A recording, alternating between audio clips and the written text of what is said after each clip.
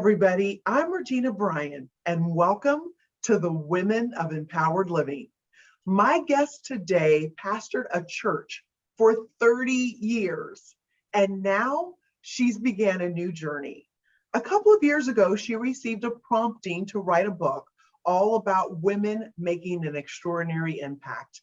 In it, she's going to write about values, beliefs, and showing up strong. I am honored today to welcome Carolyn Warren to the show. Hey, Carolyn. Hi, it's great to be with you today. I'm so excited. I'm excited to have you. We see your banner for the book, The Women at the Table, Yes. and we're going to get into all of that. Tell us, where are you joining us from today? My husband and I, 3 years ago, we were pastoring a church. We handed our church over to some sons and daughters, and we moved to Charlotte, North Carolina. We've been married 50 years. And so throughout that time, I always said, I want to live in a more temperate, a warmer climate. So when we handed the church off, my husband said, okay, we can go to a warmer climate. And we looked at a lot of different places, looked at Florida.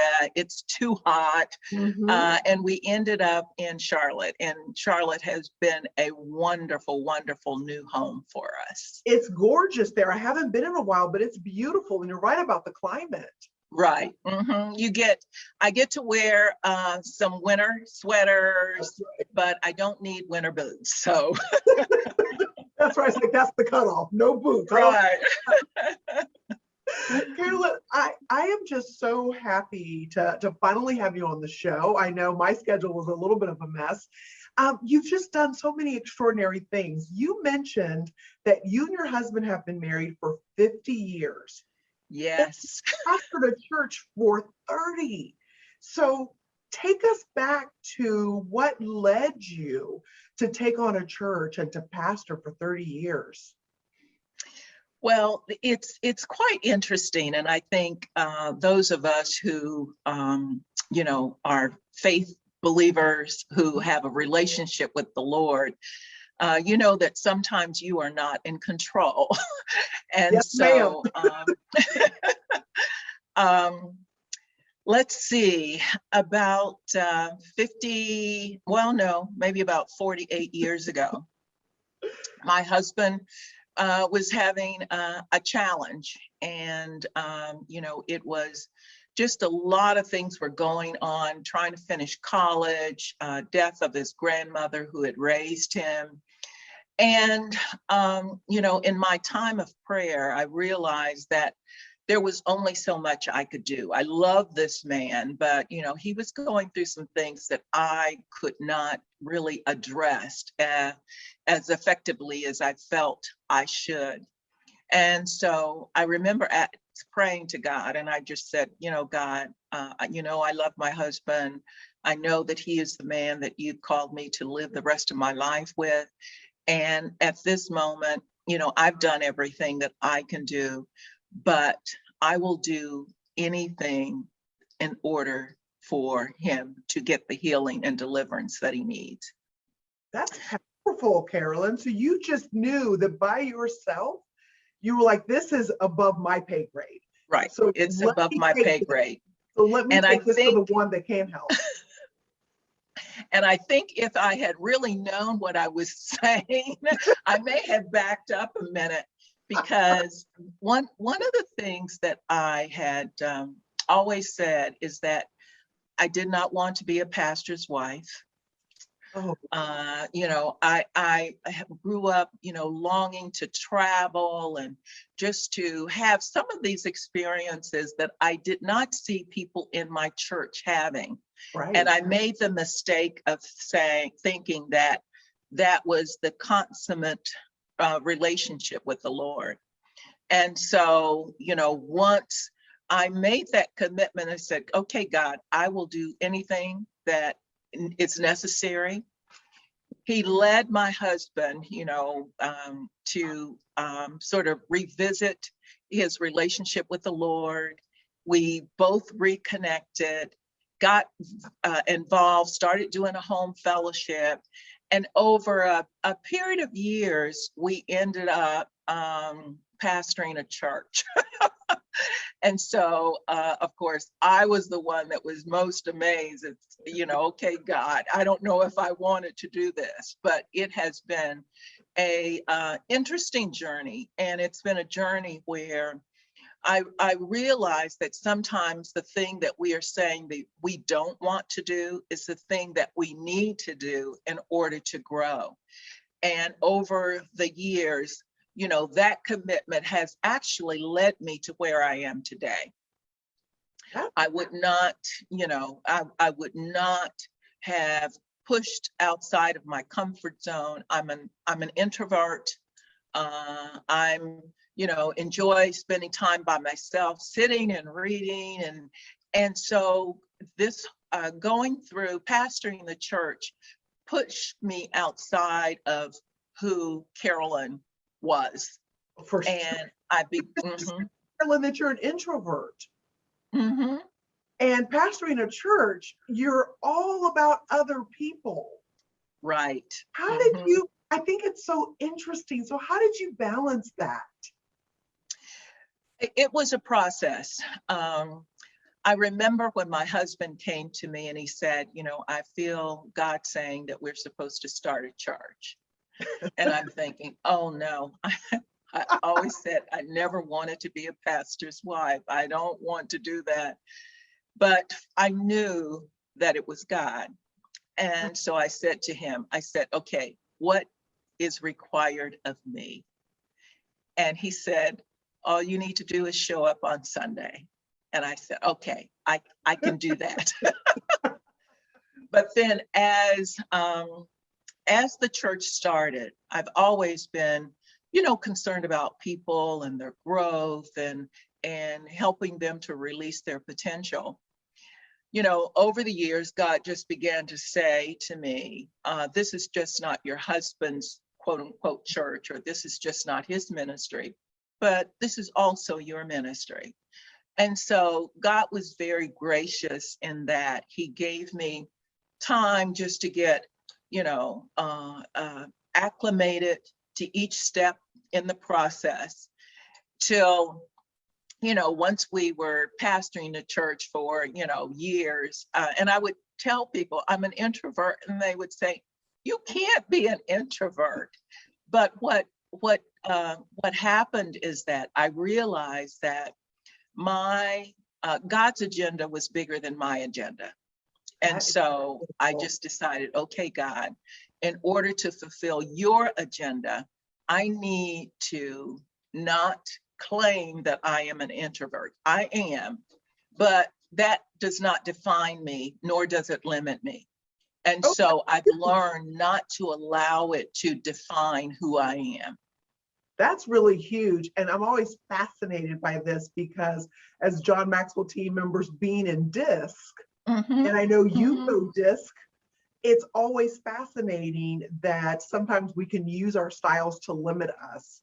Right. And you said, no, God's agenda is bigger than mine. And it's okay that I have to step out of my comfort zone to accomplish it. Right. And that's something that we always strive to help people realize in DISC, is that when you're passionate about something, or in your case, God's agenda that you're serving, that you really can take the necessary steps out of your comfort zone. And this grew you personally all over the place. Did it not, Carolyn? I mean, your growth. I mean, the experiences that I've had, we've had the opportunity to travel. I've really has really just pushed me beyond anything that I ever thought would be possible. I grew up in the country, dirt roads, no street lights at night, none of that. But when I decided to say, yes, God, I will go wherever you want me to go, then the world opened up for me. And then I also saw that some of the fears that I had, being an introvert, and yes, that is that's my dominant personality. But I've realized now that even though that's where I'm most comfortable, I don't have to stay there. And I can be comfortable, being in front of a room, talking to people, walking up to people that I don't know and starting a conversation. And so it's allowed me to live a fuller life. And I believe live the life that God really ordained for me to live. And that's one of the messages that, I want to share with women, is because I think we all have periods of self-doubt. We all have fears. All of us have fears. And so if we can get to the place where, yes, having a fear means that we're human, but it does not need to define who we are. And that we can, if we make the decision just to push through, then there's a whole world that's available to us. That's the greatest lesson of all, I think, is that if we just get past our fears and our limiting beliefs, the entire world is on the other side of that at any age or stage in our lives. Right. And you now have this brand new place in your life. You're on a brand new journey of becoming a published author. Yes. And I mean, congratulations, because thank you. So many people watching, so many people in Empowered Living, John Maxwell team, are all about writing the book. And it's something that you've actually done. So, I mean, go back to the very, very beginning, that first moment. When did you know that you were going to write this book? Well, for a lot of people, writing a book is a lifelong goal. For me, it was not. I had no desire to write a book. It had never even crossed my mind. But my husband and I, probably about 8 years ago, we were on vacation in Florida. And, a great vacation for me is having a book to read and sitting by the pool and just lounging and just really being able to relax. And so I'm sitting by the pool in the lounge chair, and I've got my John Gresham, I've got my, cold drink there, and I'm ready just to relax. And I hear in my spirit, I want you to write a book. And I know it's not me saying it. I know that it's God. And then in the next couple of seconds, I hear what the title of the book should be, and also some of the topics or subjects to cover. And so you that at one time, Carolyn, yeah, you received all of that at once. At one time. And so I'm writing it all down because, I know that this is God, because I never wanted to write a book. So I write it all down. And then afterwards, I'm thinking, well, I know that the foundation of the book is going to be about my life. And so I'm looking at this list and I'm saying, well, why would anyone want to read a story about my life? Who I'm nobody's famous, and all of that. And again, the self-doubt, the questioning. But I knew that it was God. And again, I had never ever wanted to write a book. But one of the things, my personality is that I tend to be obedient and follow rules. Yes, so I said, do. Okay, I've got this. Pastoring a church. Yes. So now I've got to start doing this, because now it is my responsibility to at least make do the best I can to fulfill this assignment that I feel that I have. And so that is look like, Carolyn, you got the prompting. I mean, God really just downloaded right into your spirit what this book, the shape of this book, the title of this book. So you get all this information from God directly. And then what's your first practical step? How do you start making all this happen? Well, the first thing I did is just begin to pray, because it's like, I I've never written a book. I don't know how to, I consider myself to be a decent writer, but writing a book is something that is totally different, and it requires a different set of skills. And so what I started to do first was just to pray and just make sure, okay, God, help me, because I'm in foreign territory, and I don't know what to do and how to do it. And then, once I just sort of got, spiritually quiet and knew that I was, I'm going to do this. I'm going to do my very best. I just began to make some notes and, try to recount some interactions with some of the women that I was to share in the book, and just to make sure that, I had a framework of where I might possibly go. And then the second step was that, we had some ladies in our ministry who were writers, librarian, English, teachers, and that kind of thing. And so I just did a very basic rough draft and, gave it to them and said, give me some feedback. And they did that. So they read it and they said, well, you're going to need to describe this a little bit more. Can you, it's not flowing here, let's sit down and figure out what the process would be and getting your thoughts on paper. And so that took probably a good year and a half, maybe even 2 years, just trying to make sure that I had a framework and it wasn't just jumbled thoughts and that I was putting on paper. And how did you select the women at the table? How did you filter through the women whose stories and lives you wanted to share in the book?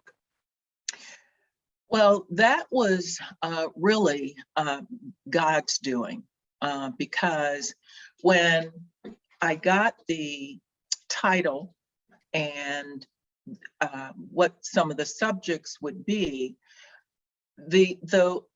automatically the women sort of connected with a story or a life occurrence or something that happened in my life where they were a predominant factor and an influence in my life. And so, I came up with, there were 7 women. One of them is my mother. And then, so these 6 other women, it was like, the subjects that God gave me, I could automatically connect it with a woman who had been an influencer or who had mentored me or coached me or had some kind of influence in helping me make it through a transition. So how did you use your own mother in the book? What type of influence did she have in your life and continues to have, because she has a special birthday? I guess at this point, they're all big special birthdays. I think at the time we're recording this, your mother's going to be 101 next month. September 29th. I think by the time this airs, she would have just had her birthday. So right. Happy birthday, happy 101st birthday. That's extraordinary. So she's been around. So break down for us, if you can, the type of influence that she's had in your life all of these years. Well, I'll share 2 incidents that were very pivotal in my life, and one was and the incident of my wearing my first pair of heels, and how and I used it. One of the things that God gave me is that using some of these life transitions, and then helping people to see that these are just not life passages or that we are going through, but it's really preparing us for a larger, it's exposing us and preparing us to live life on a higher level. So I talk about how my mother helped prepare me and sort of coached me in learning how to, wear my first pair of heels on Easter Sunday when I was 14 years old. And how that really, anytime that we are going through a life transition, it's always helpful to have someone who can walk beside you. And so I use the relationship that we have and this life transition that I'm going through, and how that anytime that we're going through a life transition, yeah, we're a little wobbly when we're in those heels, but also when we're a little wobbly when we're going through a life transition. That's Yeah. And so, how she encouraged me, supported me. And so as it's a principle of life that we can use anytime that we find ourselves needing to go into foreign territory or going, trying to process a transition or accomplish a new goal. The importance of having someone who can walk beside you. And so that is how I shared the incident, that incident with my mother. And, I've always looked up to my mother. She is a very strong, independent, competent woman who, just doesn't take no for an answer.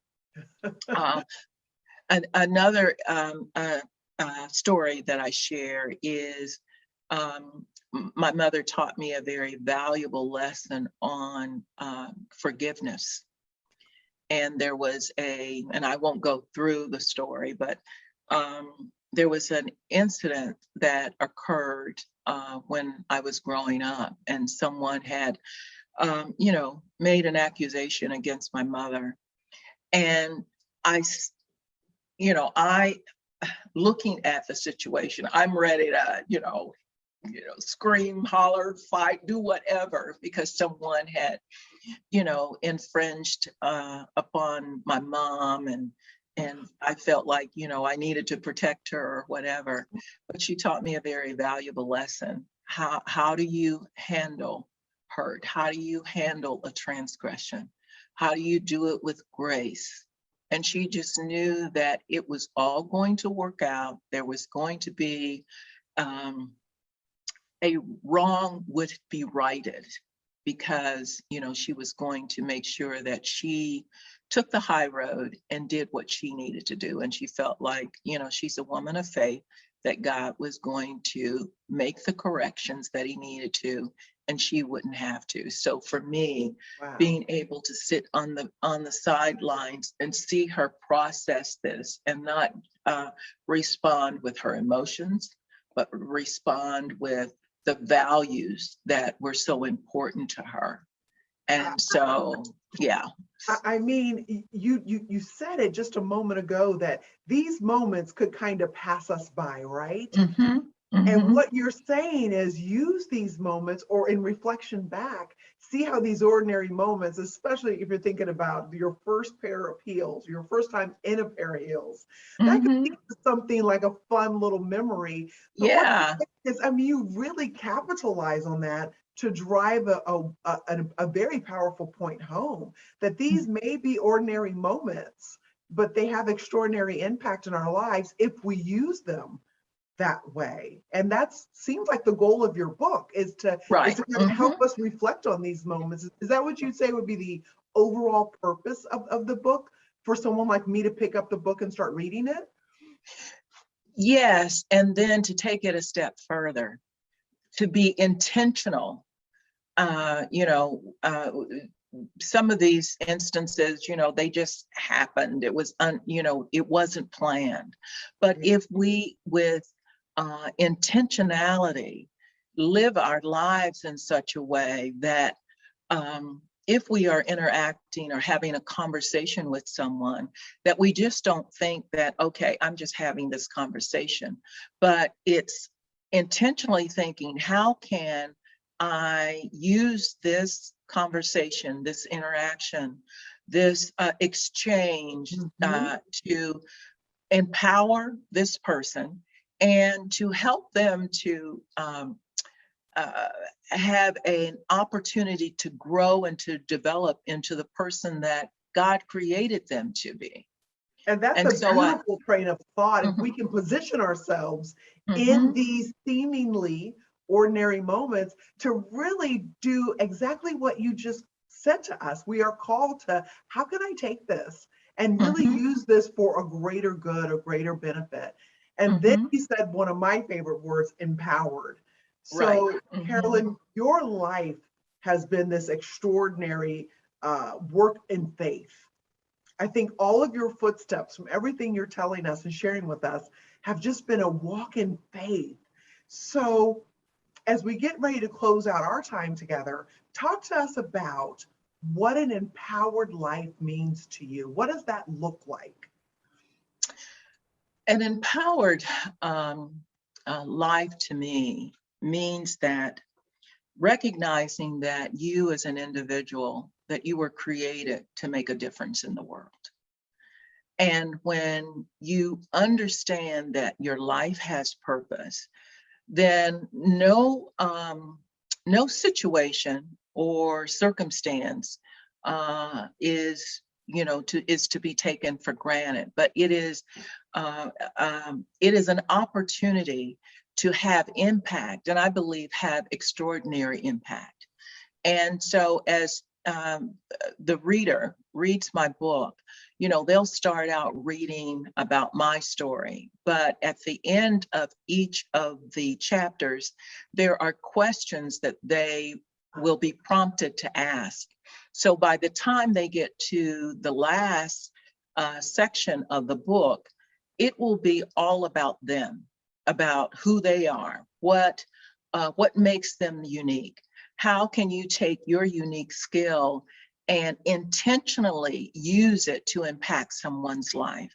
How can you intentionally make sure that you are bringing out the best in other people? And because they have been with you, they are catapulted into their best life. And now their life has more possibilities because they've been with you. Wow, that was a deep and a rich answer. And let me just say, Carolyn, this conversation that you and I've had and the phone call we had Mhm. really have enriched and blessed my life tremendously. And I mean that from the heart. I can't wait to get my hands on your book.